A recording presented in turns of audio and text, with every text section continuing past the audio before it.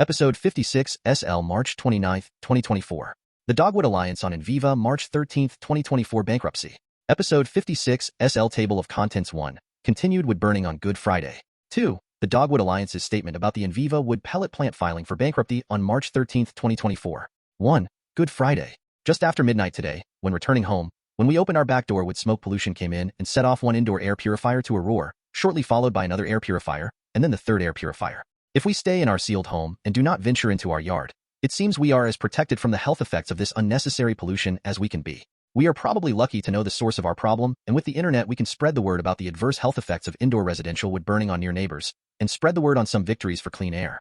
My last few columns of text in the last week may have emboldened our neighbor 60 feet away who burns an indoor residential wood burner, although he is hooked up to natural gas and has an average utility charge from Madison Gas and Electric for $134 monthly average, 32% higher than ROSEP's editor. In the last 12 months is broken down to $36 average for gas and $98 for electric. The wood burner could use the natural gas he is hooked up to 100% of the time, but he chooses to burn highly polluting wood instead. He does not burn wood for his electricity, which has a 63% higher average bill than ROSEP's editor, who lives 60 feet away.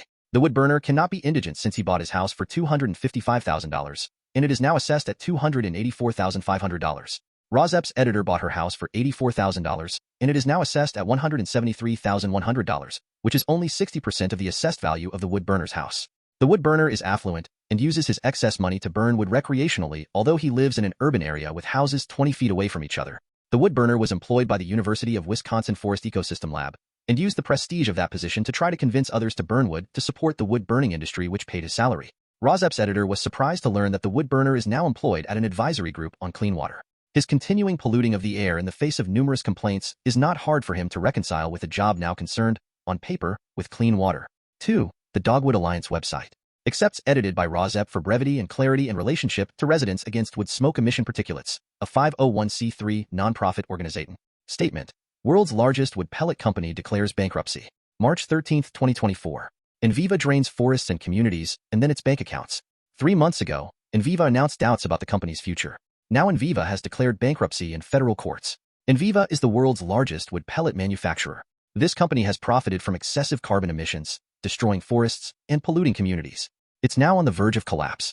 The executive director of Dogwood Alliance said, "For years, Enviva has deceived customers, destroyed forests, and polluted communities.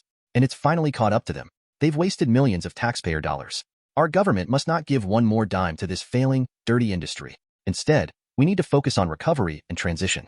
We need a shift to forest protection, not more destruction." Enviva built its business and reputation on layers of false green claims. Devastated forests and polluted communities are behind that smokescreen. This company could not have existed without massive subsidies. They've received subsidies at the international, federal, state, and local level. That money could have gone to clean energy, green jobs, and forest protection. The company's failure is an opportunity. Now governments, communities, and companies can work together to build a regenerative economy. We must hold Enviva accountable. We cannot allow them to cut and run. They must pay for the damage they have done to our community's health. We know Enviva is looking for a taxpayer bailout.